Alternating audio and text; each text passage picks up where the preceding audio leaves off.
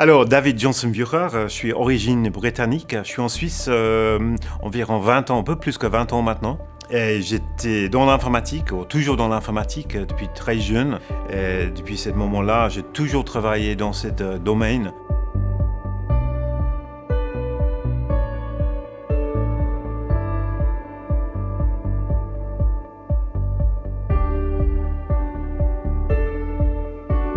J'avais juste fini un travail de 4 ans et demi à Londres, super intensive. Et j'ai décidé d'arrêter là parce qu'ils ont proposé un nouveau emploi qui avait plus de responsabilités et plus de voyages. Et j'ai devenu indépendant. Et c'était pendant cette période-là, soudainement, ma vie s'est dérapée en fait. J'ai perdu beaucoup de confiance parce que je n'avais pas un sens clair dans ma vie au travail et ni au personnel. Et moi, j'étais pas tellement capable de dire pourquoi j'y arrivais pas. J'étais vraiment en zone difficile, le classique burn-out en fait. Et c'était ma femme qui a trouvé EPT en fait. Elle dit bon, EPT, ça peut vraiment t'aider de réorienter et retrouver le sens de ta vie.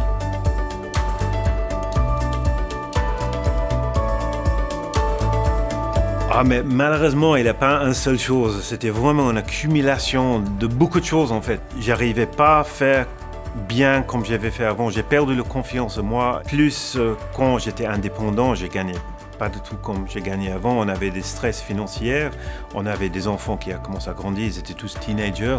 J'ai perdu le sens de ma vie en fait. J'ai perdu le but, la destination et qui j'étais en fait. Pour moi, la formation, le plus important pour moi, c'est la formation de se dépasser. Et vraiment de cibler pourquoi je ne sentais pas bien avec moi. Ce n'est pas une question de je suis incapable, j'y arrive pas du tout. C'était juste, j'ai déconnecté cette force de moi-même et l'expérience que j'ai dans la vie et mon nature qui est normalement très positive. C'était de recadrer et remettre ça sur les rails en fait. Le moment où j'ai commencé à vraiment investir dedans, je trouvais que c'était franchement bien quoi. C'était vraiment, pour moi, c'était le réveil total.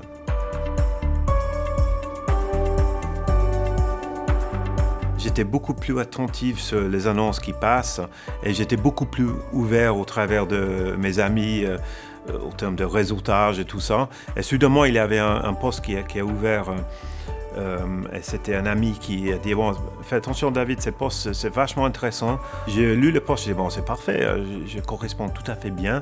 Et c'était ce changement de réflexion en fait de dire ah oui je peux, pas non, il demande ça. C'était vraiment, je crois que c'était cette ouverture d'esprit qui a ouvert les opportunités de trouver un poste.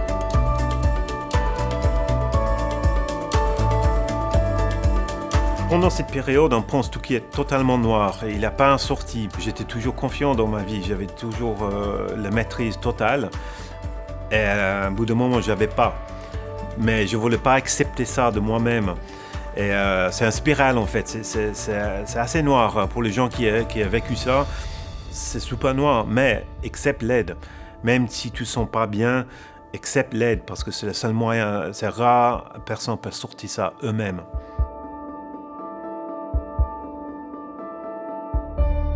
Typiquement, un burn-out, ça ne vient pas un jour à l'autre. C'est une accumulation. Et si on ne détecte pas ces micro-stress, chaque jour, quand il vient, on n'est pas adapté pour gérer ça comme il faut. Évidemment, le cercle, ça revient. Et moi, je sens beaucoup plus confiant maintenant de détecter bien en avant et aussi être capable de dire non. Même à mon chef ou ailleurs, de dire non, stop. Je suis beaucoup plus à l'écoute. Je suis beaucoup plus capable de détecter toutes ces petites choses chaque jour. Et je crois que ça va me sauver pour l'avenir en fait.